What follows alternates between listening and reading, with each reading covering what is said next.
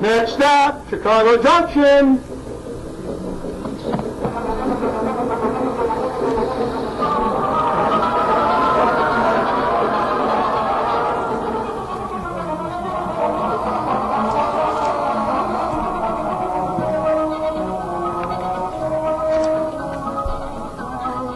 Welcome, ladies and gentlemen, to another broadcast of Chicago Junction from the John DeVita Broadcast Center on the Windy City Hometown Entertainment Network on Wednesday, November the 13th, the year 2024. Today the panel will be talking about railroads and model railroads.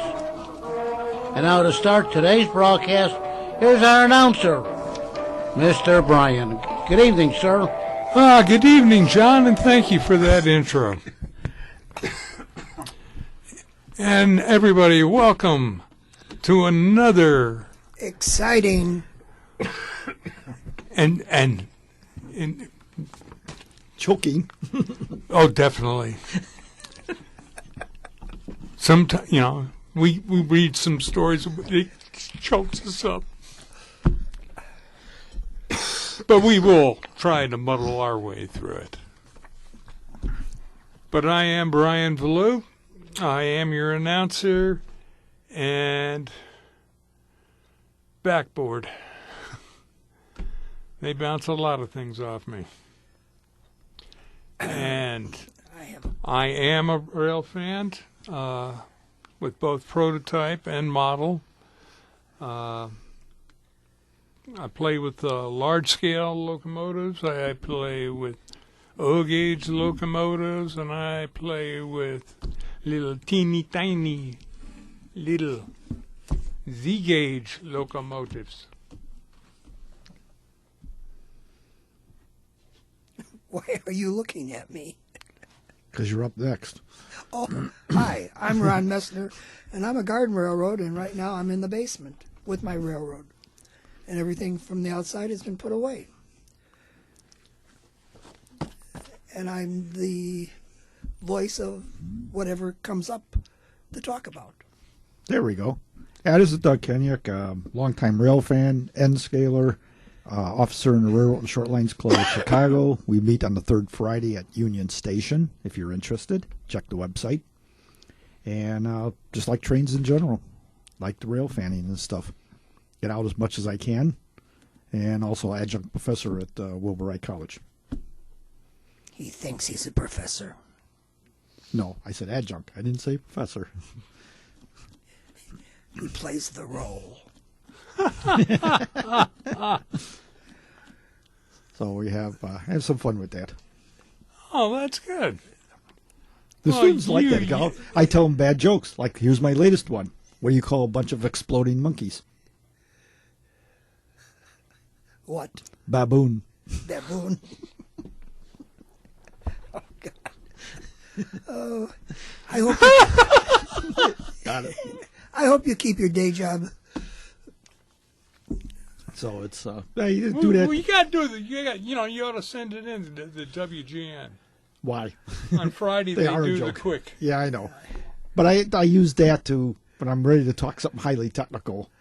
I start with a bad joke to loosen them up before I hit them with the technical stuff. Well, it's That's a good way of starting. Well, it's just like the one about the blind prostitute. Yeah, you really got to hand it to her. That's right. I would tell you the Native American one, but I don't think so. I'll tell you that one later. Not on the air. I mean, let's try to keep it clean. We don't want him to. All right, Mr. Brian, you want me to go with my 7 stories? Sure. Okay. And you're on. Amtrak receives federal grants to improve Chicago service, supports Midwest projects. Amtrak and its Midwestern partners have been granted up to $300 million to improve passenger rail service with grants from the Federal Railroad Administration's Consolidated Rail Infrastructure and Safety Improvement, CRISI, competitive grant program.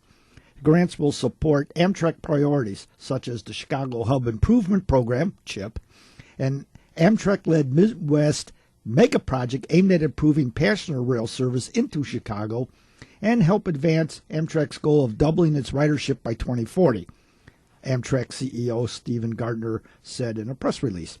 The CHIP project calls for critical investments in rail infrastructure facilities and Chicago Union Station to improve regional connectivity, reduce travel times, improve safety, and connect job centers, according to the project description. CHIP is led by Amtrak in partnership with the Illinois Department of Transportation, Chicago Department of Transportation, Cook County, Metra, and the Michigan Department of Transportation. CHRIS grants will benefit several Amtrak routes in the Midwest that riders rely on every day and potential future corridors that would contribute to the further growth of the region. Bose was in Milwaukee yesterday to announce the CHRIS grant for another Midwest rail project that will benefit Amtrak and freight service. The $7.2 million grant was awarded to Wisconsin Department of Transportation to help fund the Muskego Yard Bypass Project, which calls for reconfiguring existing track and yard facilities along the Canadian Pacific Kansas City Railway corridor in Milwaukee. The project will eliminate freight trains from passing through Milwaukee Intermodal Station, where Amtrak trains stop for the Empire Builder, Hiawatha, and Borealis routes. Amtrak also supported $157.1 million in grants, funding for rail improvements in Springfield, Illinois, and $1.8 million in funding the Midwest Interstate Passenger Rail Commission for its first phase of future Midwest passenger projects. CHRIS grant funding awarded specifically to Amtrak will support these projects. 1. Wolverine and Blue Water capacity enhancement. The Niles Glenwood Road, $8.4 million. Directly as part of the CHIP project, this project will advance final design for plans to increase capacity along 19 miles, mostly single-track segment of Amtrak-owned Michigan line. Grade Crossing Shunt Enhancement Safety Project, $58.8 million. This project includes procurement and installation of onboard shunt enhancement devices for 443 locomotives and 192 cab cars on the nationwide Amtrak-operated fleet to enhance grade crossing activation reliability. So, Amtrak's going to spend a couple of bucks. Here's one. FRA proposes pairing automated human inspection of track. Federal Railroad Administration published a notice of proposed rulemaking that will call for improving track safety by pairing automatic inspection technology with human inspectors. The change will require certain railroads to supplement visual inspections by operating a track geometry measuring device at specific minimum frequencies on certain types of track. The rule would also set time frames by which the railroads must act to remediate any track defects identified. Specifically, short lines, regional, inner-city passenger, and commuter railroads would need to meet specified inspection frequencies on mainline and controlled siding tracks used to transport annual tonnage greater than 10 million gross tons, regularly scheduled passenger rail service, or trains containing hazardous material. The technology developed through the FRA-led research effort in collaboration with the rail industry has proven to quickly and accurately detect small changes in track geometry, and this proposed rulemaking will codify the standard inspection frequencies to ensure that the railroads live up to their safety responsibilities now and in the future. You can stop laughing now. Workers performing visual inspections remain essential as they check for conditions beyond the scope of the track geometry. By requiring inspections in addition to the currently required visual inspection, FRA proposes an enhanced safety while promoting innovation through use of technology. So, okay, we got all the technology. Oh, it can't detect everything, can it? That's right. That's what I tell the students about AI. Metra unveils locomotive to honor U.S. veterans. Have you seen that picture yet? Oh, it's a nice picture. Metra, this was on Monday, unveiled a specifically painted locomotive to honor Veterans Day. The permanently painted locomotive features a bald eagle on the front and sides, decorated with the American flag and blue camouflage with silhouetted military figures saluting. It will be seen in operation across Chicago's commuter railroads. Later this month, the locomotive will enter service on the Rock Island Line, moving to the BNSF and then to the Milwaukee District lines in December. In January 2025, the locomotive will operate on the 3 lines operated by the Union Pacific. Metra has strong ties with our armed forces, with more than 300 veterans and reservists currently working on the railroad, said CEO Executive Director Jim Derwinski, who is a veteran of the U.S. Navy. This eye-catching design is another way to express our gratitude for the service of all the veterans and our employees. Continued service to the people of Northeast Illinois. Locomotive 120 has entered Metro service in 1977 and received a new paint scheme during its fourth rehab. In-house Metro graphic designer Felicia Woods created the design, and it was completed by the paint shop's team at Metro's Kensington Yard facility. There you go. I'd like to see that. Yeah, there's a picture of it You and me already both. out there. If you go look for it, it's on Facebook. I don't know if you're on Facebook, but yeah, there was a posting on it. So, okay, Amtrak's Floridian makes inaugural trip. Yeah, 47 hours between here and Miami, but it's less than $155, so don't complain. It's like riding the Greyhound bus. Anyway, Amtrak's first Floridian train between Chicago and Miami departed Thursday, Tuesday, from Union Station. The departure marked the first time since 1979 that Amtrak riders could board a train in Chicago and travel to Florida destinations without changing trains or changing seats.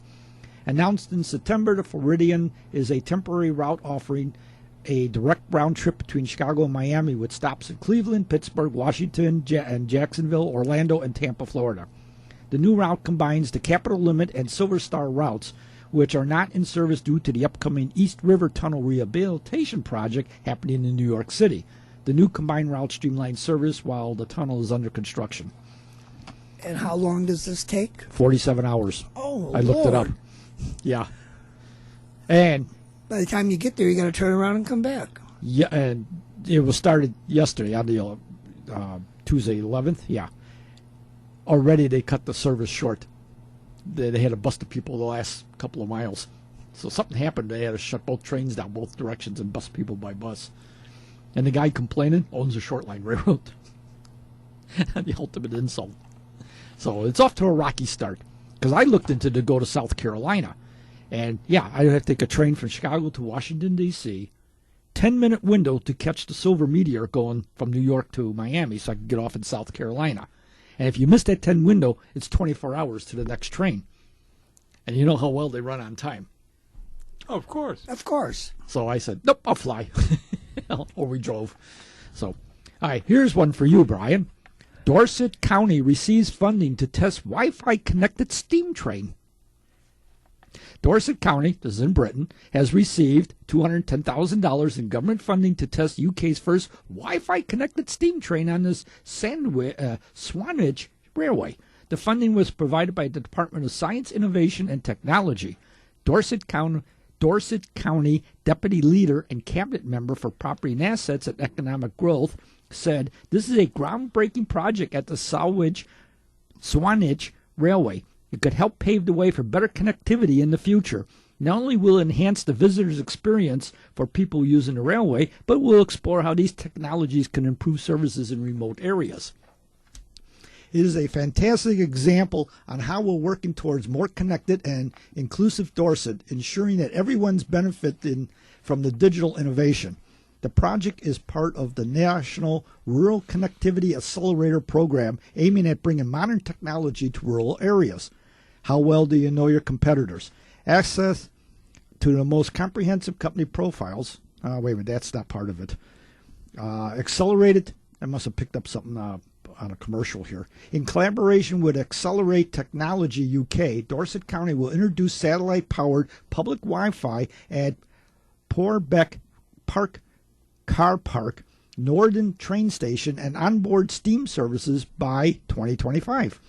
This project addresses the need for reliable connectivity in rural areas with challenging landscapes and limited service from traditional network operators. Accelerate Technology will deploy advanced connectivity solutions, including low Earth orbit satellites, to ensure a reliable Wi-Fi connection for the Swanage Railway. That was a mouthful. Yeah. Well, the name of the railway was Swanage. Swanage, I guess that's how you say it. Okay, now we're talking. A steam locomotive with Wi-Fi. Yeah. So they're talking about it so people can get their information on their devices. So what happens is, here comes the train, the guy hits the whistle, quick, turn it on, Get to the port site. Then the train goes away and the signal goes away. Oh, look, there's cats. Quick, there's the signal. He's coming. Turn on the Wi-Fi. Let's get connected. By the time you run to turn on the Wi-Fi, it's gone. Now, in the U.S., most railroads had telephone poles along the tracks. Yeah. You just put antennas on them. What's the problem? But I guess they didn't have that in Britain. Well, it's the same. But They didn't think about that. when they had the telegraph lines there, Yep. and then once radio got improved, Sure. you had a lot of wire lines. Yeah, they just In converted fact, you over. can still see a lot of the poles out there. Well, there was that plan, about 10 years ago. One of our former mayors wanted to put citywide Wi-Fi in by using all the light poles in the street, put an antenna on every light pole, put an RFP out, and nobody bid on it. So that idea didn't go anywhere either. So that'll be interesting. It's like I said, steam engine with Wi-Fi. There you go. Just what we need. I know. How did I find And we that? have 2 locomotives being rebuilt now. Okay, Class 1 Railway tests level crossing safety system. Oh, boy. Lilee Systems is testing Safe Rail wireless level crossing activation system with Class 1 freight railway, which is aiming to enhance safety, minimize service disruptions, and increase average train speeds. Now, they don't name the railroad that's testing this, I think for obvious reasons. Safe Rail combines 4 LiDAR and camera imaging systems to monitor level crossings and tracks, detecting approaching locomotives and maintenance away of vehicles, and activating the crossing gates and signals if primary activation system is unavailable. This offers a fail-safe system to ensure continuous train operations in the event of primary system failure. So they're going to, crossing basically is going to say, here comes a train, close the gates, tough luck. Finally, all right, go ahead. No. All right, finally, Chicago Transit Authority pilots gun detection technology. CTA has combined its existing CCTV with computer vision and machine learning technology from Zero Eyes to pilot a project in which aims to alert security officials if somebody is brandishing a gun. If a potential brandished firearm is detected, an image is automatically sent to Zero Eyes Operations Center, where military and law enforcement veterans provide human verification and notify local law enforcement. Notification can be made in under a minute, with a photo of the person, gun type, and specific location. CTA says the system does not use facial identification technology. The 12-month contract with Zero Eyes is worth $200,000.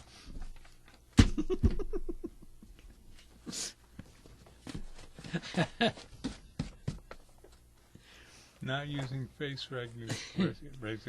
Yeah. Uh-huh. Where do they come up with this stuff? They're drinking the wrong beer. That could be. It can't be the water because we're drinking it and we don't come up with these ideas. So. Oh. All right, Brian, what you got? Well, as you know, I do mess around with Operation Lifesaver. We heard that. And, yeah. And a couple weeks after National Rail Safety Week, they ended up having a big symposium at Kent University, a few blocks from Union Station, and they were talking about pedestrian safety awareness.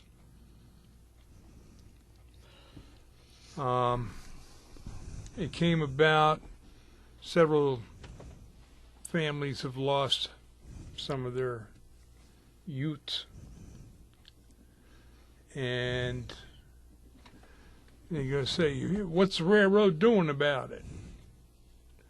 And we did the ground rules what to do when you're on a station platform and not paying attention. We were talking to the people, and you'd be surprised how many of the people who talk about it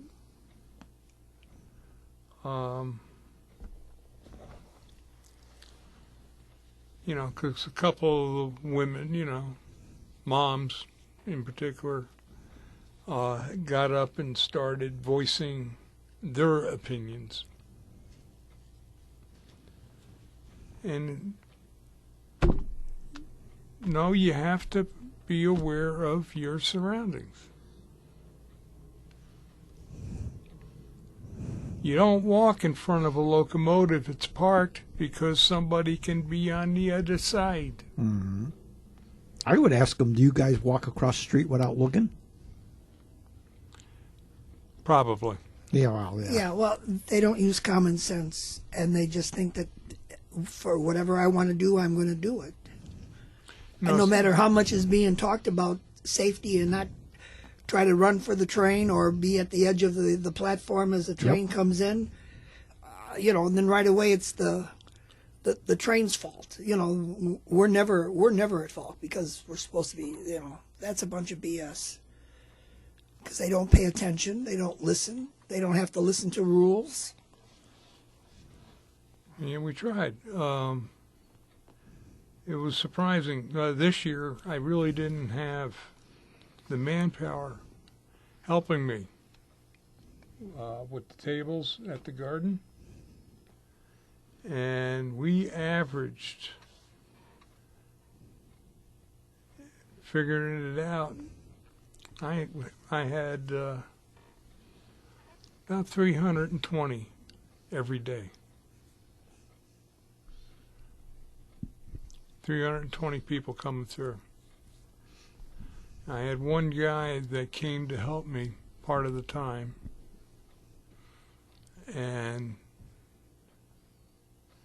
but we sat there and we just, you know, getting the people. Hey, you know, you can stop the train from hitting your car if you're quick. He says, well, how can we do that? Well, you got a cell phone, don't you? Yeah. Okay, you're near a crossing. You go to and look under your flashing lights, and you're going to see a nice blue sign that has a phone number on it. And you can call that number, and then the guy's going to ask you where you're at, and you're going to tell him by the number that's under the phone number, and he'll tell you what to do. And run away as fast as you can, because I don't think I'm going to get the engine stopped.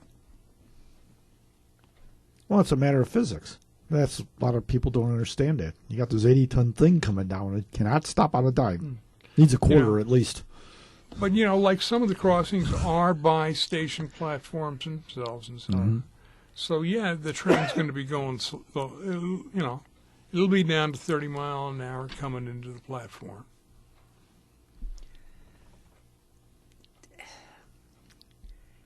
I don't know. Just people don't. Again, they don't watch their surroundings. They don't pay attention. Mm-hmm. I mean, and some of them get into very precarious positions. There was a accident earlier this year.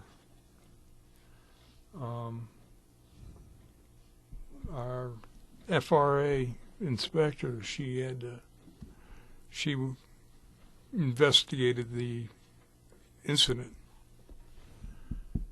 A Jeep crossing the tracks in Harvey. It crossed over.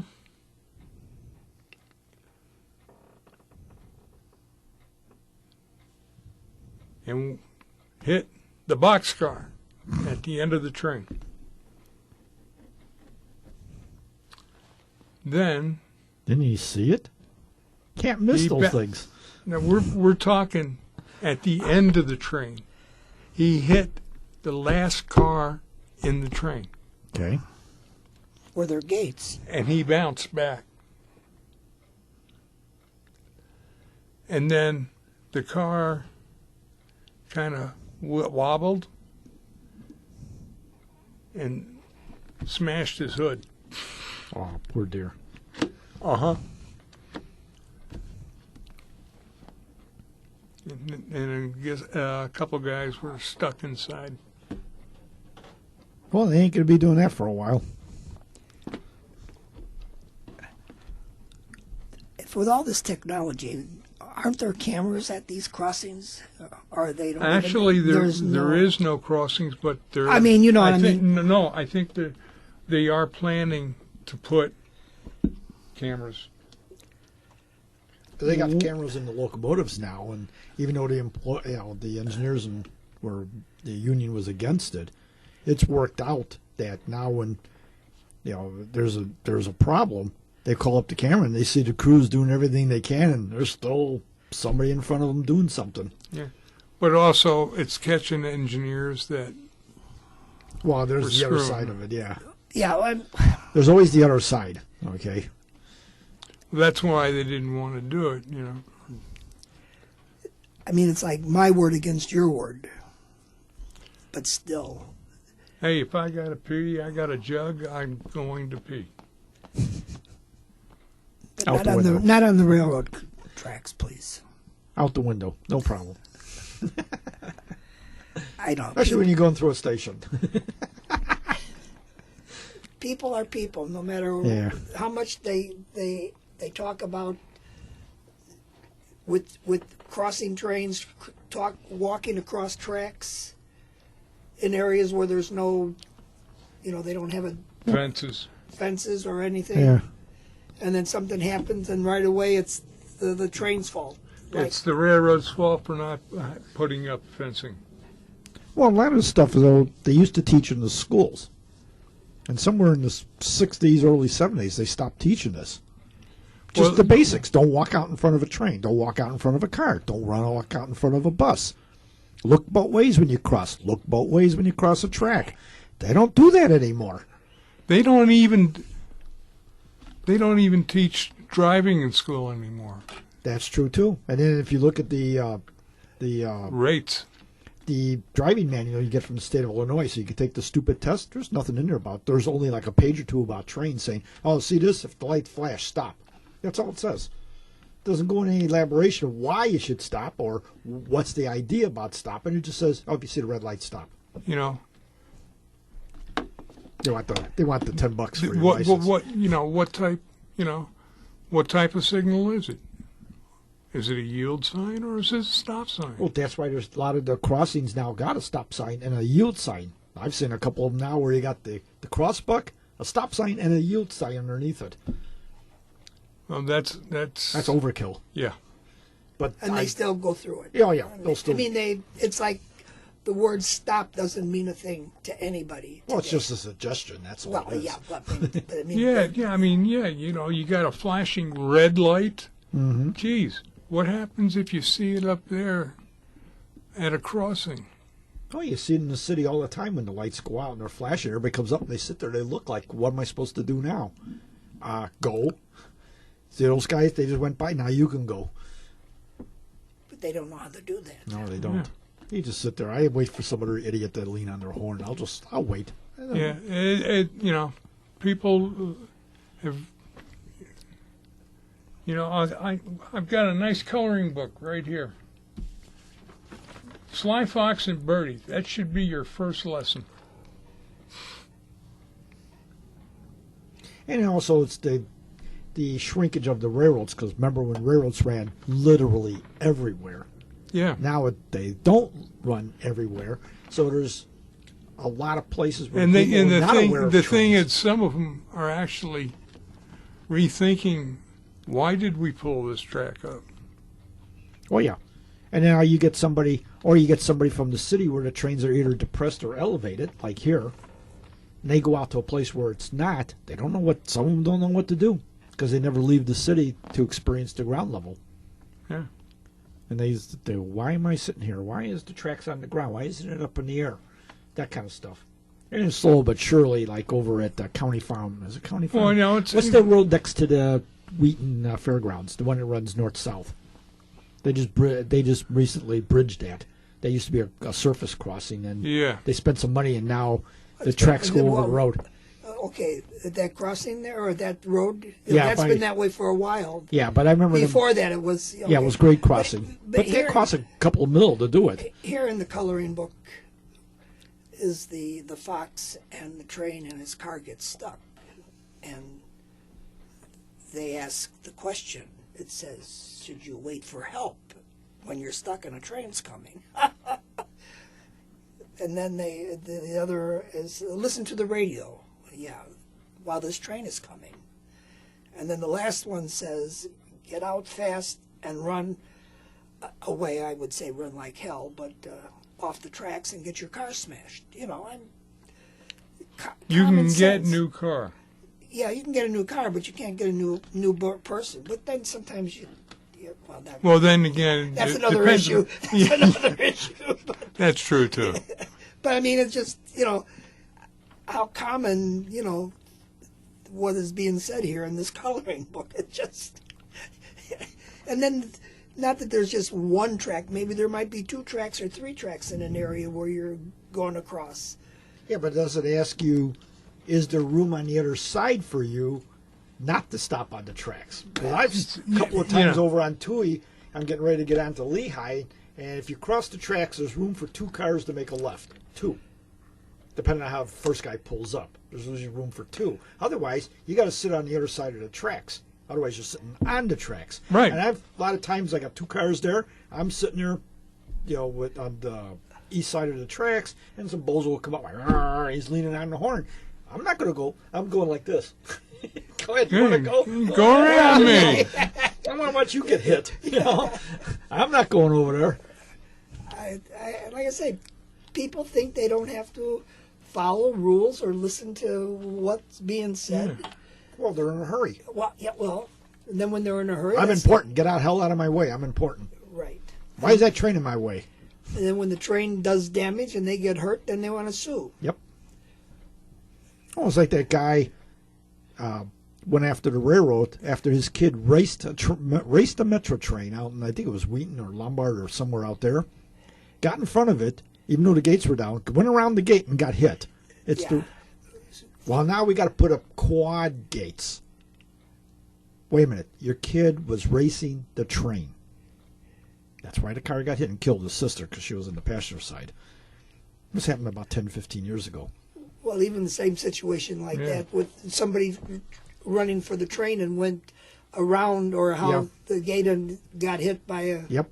It's not that important. Yeah, well, that's it. Misplaced importance. Well, it's misplaced importance, and people misjudge speed. Oh, definitely. And they don't follow that the train is supposed... If it says it's going to be there by, say, 9 o'clock, then they should be there 10 to 9. Either 15 minutes early and stand like everybody else and be safe. But no, they got to wait till the last minute, and then that's when things happen. Yep. Oh, yeah. When I hear things like that, I just shake my head and go, to a point, you ask for it. I mean, not that you ask for it, and I'm not wishing it, but they just think, like you said, they think they're important, and they got to be where it's, if they would get up and do the things and be on time to catch a bus or a train or whatever. Well, you see that on the out platforms. I'll be up, you get off any one of the out stations. There's always somebody, 1 or 2 or 3 or 5 people running for the train, even though they're every 5 to 7 minutes. All right, you missed this one, so what? Wait for the next one. What's the big deal? What's the big deal? You know? Nope, they got to run, knock people over sometimes, and then they dive through, and as the doors are closing, they dive in and hope the heck that the doors pop open so they don't drag them. And, or then how that doors work, and then it goes back, and then the recording goes back on, and blah, blah, blah. So now everybody's delayed a whole couple of minutes because some bozo dove through the door. The whole thing, and what you guys are talking about, I experienced. It's the problem with people today. They have no respect. They have no respect for anybody. Now today, I had gone to a strip mall in Schiller Park, right off of Irving Park, and just west of River Road there, called Jimmy's Liquor. I don't know if you guys know where that is or not, but I go there, and I was backing out of the parking place, and here comes a woman walking right in front of me, wouldn't stop. She had no respect that I was moving my vehicle, and I see this more and more and more happening. The other day, this street that we're on now is Ottawa. The next street over to the east is Oriole. I'm going down Oriole, the 1400 block, and I don't drive very fast anymore because of my age. And here comes a smart punk with his hat on backwards, going to pass me up on a residential street because I was going too slow for him. And what I should have done, what I did, I moved over to the left to block him so he couldn't pass me up. What I should have done is open up my driver's door, call the police and tell them to come and give this guy a ticket, or this maniac a ticket. But the thing is, even though, gentlemen, I don't do much driving anymore because, like I said, I'm 86 years old, and I go up and down Irving Park Road. I go from here to Jimmy's Liquor at Irving and River Road, and I never see a police car. What happened to the police? Did they go out of business? Are the police scared to do anything? Are the police scared to walk out of the police station and get in their squad car and go out and protect and do what they're supposed to do? I drive from here up to Elkhorn, Wisconsin a couple weeks ago. I go right down Route 12 from here to Elkhorn, where the house is. My house is right off of Route 12. I never see a squad car, a Cook County squad car, DuPage County squad car, up in Wisconsin, the state police, Wisconsin State Police. I don't see nothing. And these maniacs are doing 90 miles an hour down these expressways. And like I said, the problem with people today, they have no respect for anybody. This woman walked right in front of my car. If I wasn't watching when you're driving, you got to have eyes around your head. And the young lad that was in the car with me, Oscar, who lives with me upstairs, said, "Watch it, watch it, watch it." And this woman walked right in front of the truck. And if I would have hit her, it would have been my fault. But what in the hell is going on with people nowadays? Like you said, I know Toohey and Lehigh. I've been there billions of times because I was a telephone man for Illinois Bell up in that area. And I know exactly what you're saying. I know exactly what you're talking about. But people today don't have respect for anybody. Thank you. So there. You hit the nail on the head. And that's the final word. That's right. So anyway, what about that book you got in front of you? Yes. Are you going to tell us a bedtime story, Daddy?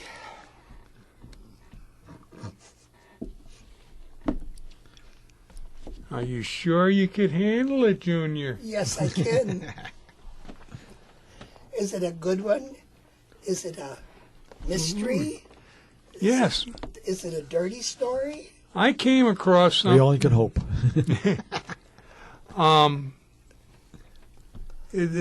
came across something very interesting when I got the last month's issue of Trains Magazine. And they actually had an advertisement for the Silver Switch Key by Wilson Wells, and it's railroad stories. And surprisingly, it's part of a collection of railroad stories coming from Amazon. Amazon has made a deal. Somebody set them up, I guess, with Railroad Magazine, which is now out of business and everything. But it was bought by Railfan Magazine, and they were putting in all the old stories and such from the.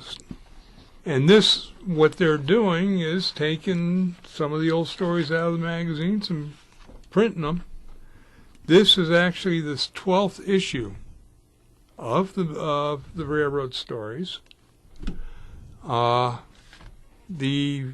author of the story, The Silver Switch Key, is Wilson Wells. And this is his first book in there. And they started with Avalanche, E.S. Dellinger, The Legend of Lawson by E.S. Dillinger, Gangsters of the Rails by Dillinger. There were Gangsters of the Rail? Gangsters of the Rails, book number 3. Number 4 is Civil War and Tales of Jaggers Done by A. Leslie Scott. 5, Steam and Steel and Derails. So the whole book is about that whole title? Yeah. Okay. Book's about the title. Number 5, Steam, Steel, and Derails by Dellinger. The Saga of Kamichi Bill by Dellinger. The Return of Casey Jones by John Johns. Number 8 is Colorado Midland by John Johns. The Ballad of Red Hot Frost by E.S. Dellinger. Number 10, Rolling Wheels in Georgia Rambler, and by Don Walters. And number 11, Danger Signals by John Johns. Okay, I looked at the copyright on that, and those stories, even the book itself is copyrighted 1959. The stories are copyrighted 1931. Yes, and starting in 31. It ranges between 63 and 91 years ago, which means copyright typically is only 50 years. So if they made a deal, that means they're recopywriting this stuff by putting it into a book like that, because the individual stories were probably in half a dozen different issues of Railroad Magazine. Yes, well, like in this one, notice there were 5 different for each chapter. And yeah, like, each one of those copyrights correspond to that. Yeah, well, yeah. What it is, it went through 5 issues. Yeah. And this is where the stories came from, and it was a consecutive 5. So it's Railfan owns Railroad Magazine, all right, because they got all their archives. So there's a question of copyright here. So that's how the deal was probably made, by saying, "Hey, yeah, well, we could do it whether you like it or not, because it's outside of copyright." Right, and White River Productions bought Railfan Magazine. Yeah. So, yeah, it's a question of copyright there. Yeah. That's why it is a 1959. I was surprised, because if this was recent, I would see like a 2000 or something copyright in there. But there wasn't. No, it's the last one on there is 1959. It was 2023 White River Productions. Oh, there we go. There's the other copyright. Yeah. So what they did was they recopyrighted the stories. Right. By putting them in a book. All rights reserved. Yeah. And because that's what happened. yeah, well, they cost $14.95. Yeah, and that's a good price. because that's what Google was doing for a while. They were taking the books that had expired on copyright and digitalizing them, and then the booksellers got all bent out of shape, so Google had to stop doing it for a while. But yeah, it is worth it. I've read a lot of the railroad stories. Well, I read the magazine all the way up to when it stopped. Yeah, the best article was in there was the locomotive guides, the rosters. Yeah. Those were the best. And then, what's her name? They did the information booth. Mm-hmm. And then, then you had, you had the diesel segment. Mm-hmm. You had the steam segment. And the trolley segment. Right, and the thing is, two of the authors of the articles, the tram and the diesel, they were all members of the Cincinnati Railroad Club. They were the authors. That's when I was doing my first shore duty. Oh, there you go. Was in Cincinnati for 3 years. So what did you do? Patrol the Ohio River? Yeah. Looking for the submarine races. Were you part of that? I hear no comment. So, Well, that's how I ended up getting in. What stays at the river stays at the river. That's right. But that's how I actually got in with meeting Ross Rowland and his crew on the Chessie Steam Specials. And they made me a nice, a gopher. I go for pin grease, go for axle.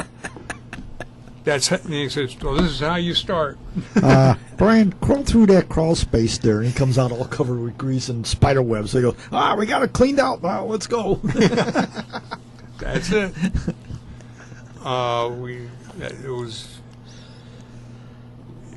They gave me my lessons on steam, and good lessons. Got to meet Ross Rowland and talk with him. He kept calling me Sarge. He was Army. That wasn't even your rank. And I was a petty officer. Yeah, I was second-class petty officer. Which would be what in the Army? Sarge. A Sarge? Okay. Oh, that's good. And then I became chief. Chief of what? CHEF? S, as in the commercial? Who are the chefs? Okay. Anyway. I deserve that one. So. But yeah. And speaking of Mr. Rowland, he completed the sale of his locomotive, the 614, and it is going to be pulled out of the park that it's in right now, rail display, and they're going to rebuild it in Strasbourg. They're going to use the crew from Strasbourg to do it. No, they've done a nice job so far. Oh, they do a nice job keeping their stuff up, even when it runs into track machinery. Yeah, I saw that video. Oh yeah, it was a oopsie. Yeah, they went over Virtual Rail Fan too. They were. They were not happy. Ooh. So it's Yeah, you could see they weren't even looking while they were going up. They didn't check the switch. Yeah. So it's hey, that's what happens. You don't pay attention for 2 seconds. Would you call that a human error? Yes, we would. Yes. Okay, I'm just adding my 2 cents in.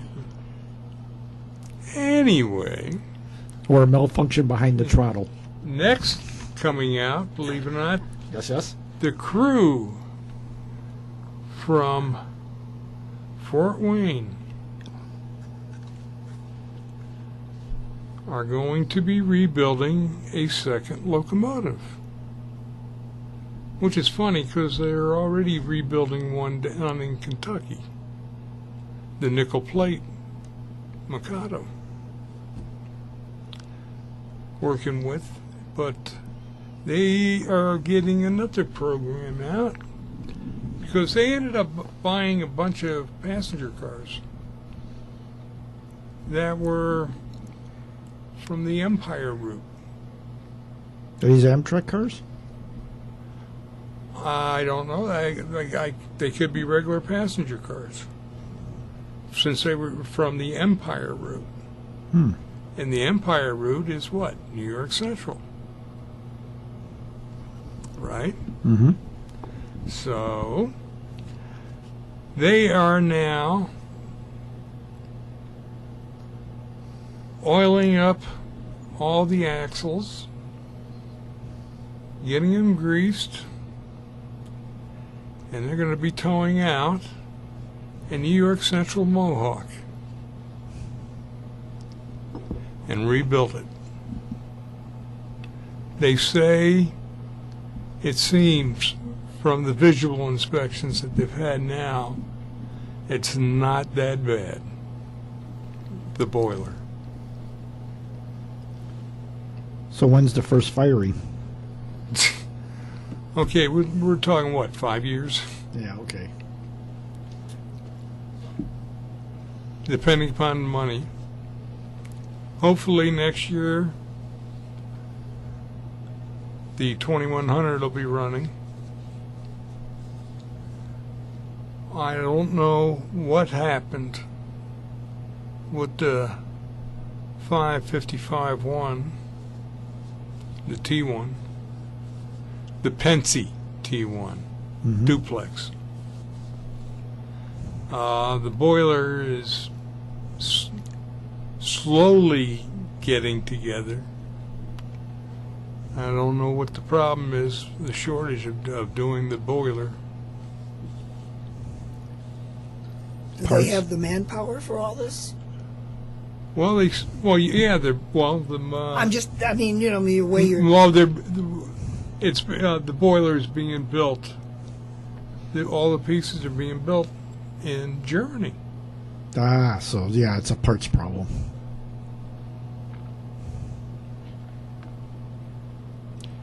And plus, they're still, getting the reverser done. It's a new, it's old fancy one.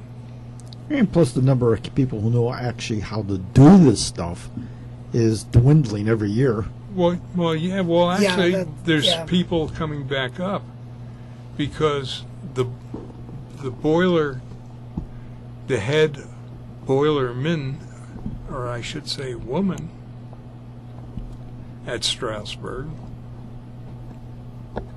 she works in a steel mill. Besides being the certified engineer and boiler inspectors. But still, the number of people, That was, yeah. the craftsmen, I mean, the actual metal workers and pipe fitters and that kind of stuff. She is a boiler maker. Okay. She is a boiler maker. And not just the whiskey and the beer. She knows what she's doing. So, Yes. And she's a certified engineer. Well, when the way you're talking about all these rebuilds, it's, again, manpower and money. That's the big... It's going to be the big. And I mean, even people aren't, it's hard. I understand the steamer would cost more. I thoroughly understand that. But when they can't raise enough money to put diesels back together, then I wonder.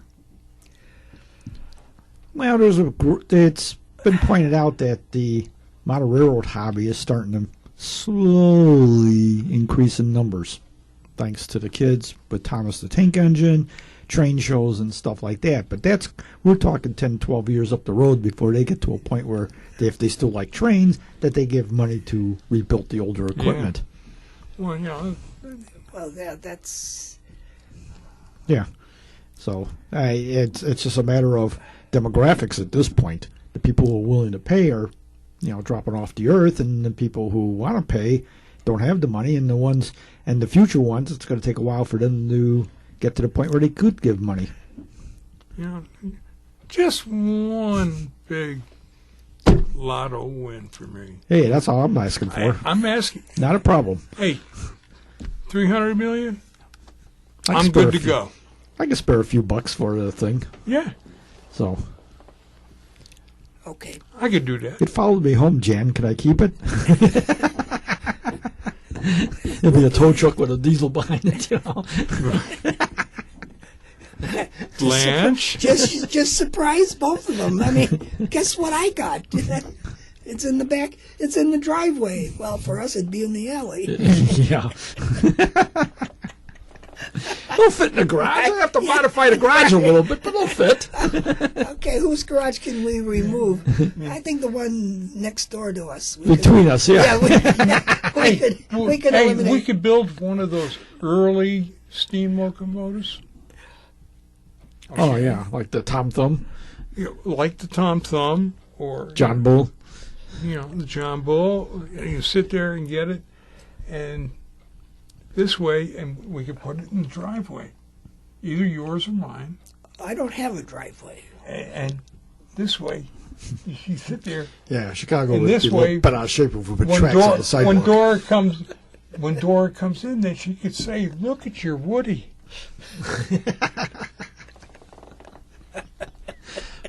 Ba-dum-bum. That's a whole different story. And it was so innocently done. It was. Is that the one you told at beautiful. So innocently done. I think I might have heard that story. And yes, so you did. Beautifully done.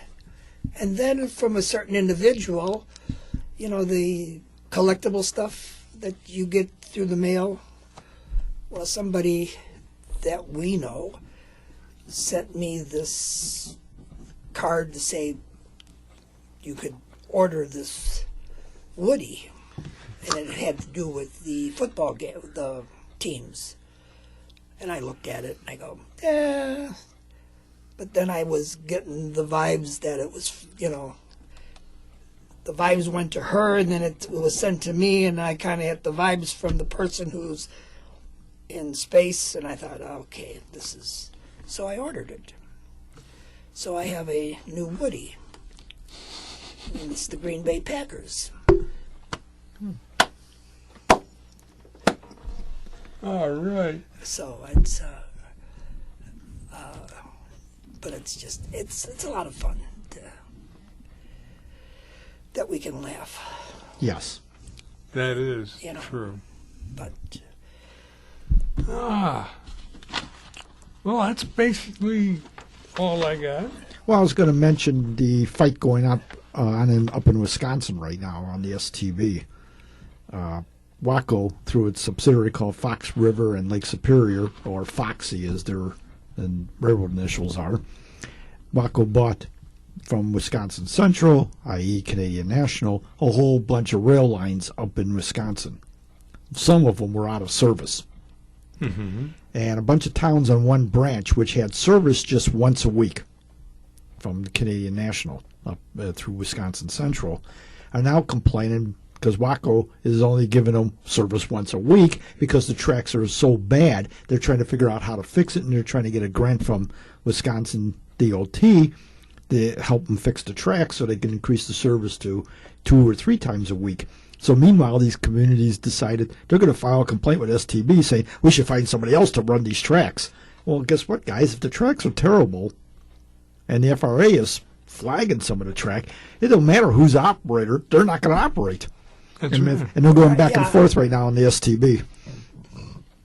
But they are. I'm looking at it. I brought it up in our magazine. And I was looking at some of the tracks. You go out to Google, they truly are out of service. They're covered with dirt. The crossings are paved over, and I'm like, they bought like somewhere in the area 400 miles of all these branch lines, and they actually bought it in Wisconsin and Michigan. But because the differences in the laws between the two different subsidiaries. Right. So Elk Grove, the Great Elk Line, that's what it's called, I think. That's the one that's been assigned all the tracks in Michigan, and all the ones in Wisconsin were assigned to Fox River and the Lake Superior. So if you're going to go, you go to the UP. Yeah. So you buy track that doesn't work, and then you bitch about it. Yeah.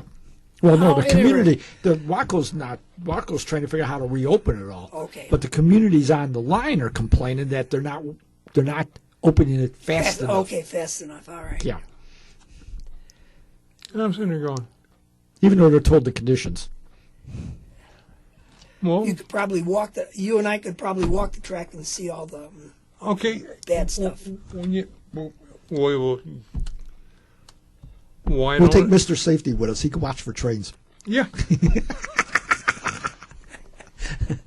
Yeah, there's so many trains running on that line. But what do you do? How many people you want to increase your employment in your city? Hey, let's sign up. Work for the track gang. Yep.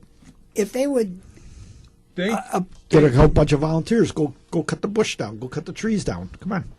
Let's see the track. Yeah. Do we ever get that book, The Palatine Lake Zurich and Wakanda, by the old Maud book? The guy, you read that book. It's a little branch line, Palatine to Wakanda, off the Northwestern. And it was built cheaply, no ballast, just cut down some wood, lay some rails. And the people would come out and shovel the snow off the track along the line. They'd come out and help repair the ties after a storm. They would help fix the track and ask for no money because they wanted the rail service. Then the thing then went up, bellied up in the 30s because they couldn't afford things anymore. But that's what people did all the time. All the communities would pitch in and fix. Well, see again, you're at What's so wrong with that? Here you are. Nothing. It went belly up in the 30s. Why? Something called the Depression? Yes. Yeah. But still... It's a good book if you can get your hands on it because it's out of print now. But still, if you had people that would, again, be proud of something and they have something run, no matter how many times a week it would run through your community, if you help clean it up, make it look presentable... Yeah, you get more people. I mean, you probably would get other people to come into your community other than... Yeah. And we're talking just a 19-mile branch here. We're not talking, transcontinental here.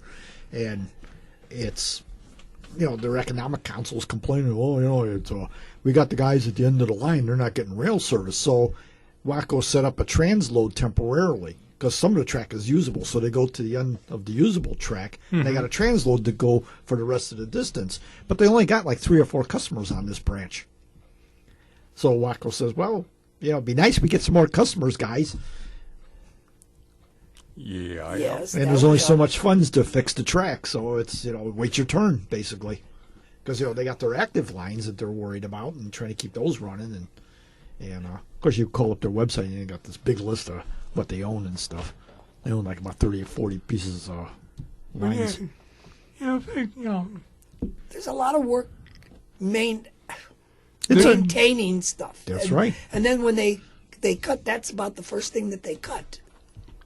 So, yeah, yes, it is.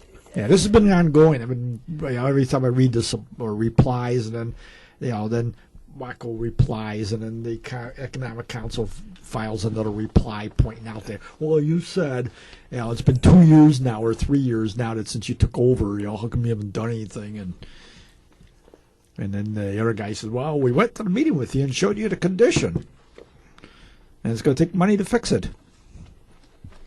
And so they're going back and forth right now. So it's interesting. It's a good read. I'm not sure what they're going to do with the out-of-service branches, but that's, it's Wisconsin. It's lumber area. A lot of the branches still operate through lumber areas. So it's have to wait and see what the plans are. Yeah. But it's a nice, you ever see reporting marks FOXY, you know what railroad it belongs to. FOXY. Yeah. Foxy. Yeah, everybody wants everything now. Grand Elk. That's the one I was trying to think of. Grand Elk Railway. Ah. And nobody wants to put any money into it. Yep. Well, again, it's railroads is a capital heavy investment, because you got the track, the right of way, the locomotives. So you need a lot of money to put that initially together. But once it's up and running, then there's very little. Only expense you got is maintenance at that point. Well, you go to Washington, tell them this is what I have, and this is what I need. Yeah, well, that's what they're doing now. Is Wacko's talking to Wisconsin Dot, because Wisconsin Dot wants the freight service. They were just throwing money at the WSOR to fix some tracks and reopen some branch lines for industries that wanted rail service. So they're doing that. Yeah. So we'll see what goes on there. Yeah, that, and, or at least maybe get on the bond issue with somebody in Washington. Yep. So you got anything else, Mr. Bryan? No. How's G-Scale doing, Ron? Doing great. Oh, wait a minute. Yeah. Also, there's Next weekend, Train Fest. Train Fest. That's right. The Big E. That's right, yeah. We're in Milwaukee. And it's going to be where the Republicans have played. That's right. You can still go in there. It's been sanitized. Don't worry about it. Okay. Are you sure it's been sanitized? Are we sure? Okay. And then it's going to go back to the fairgrounds, I heard, next year.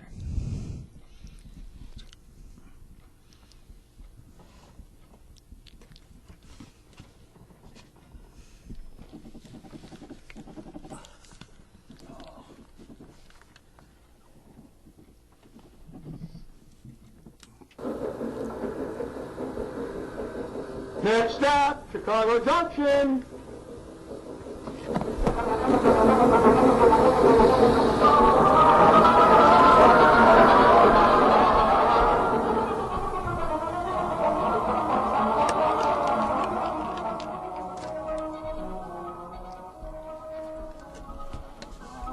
Well, our train's coming into the station. We hope we've entertained you a little bit. Hope you learned something. Hope to see you at Train Fest. From Ron, Doug, myself, Brian Ballou, have a very happy Thanksgiving.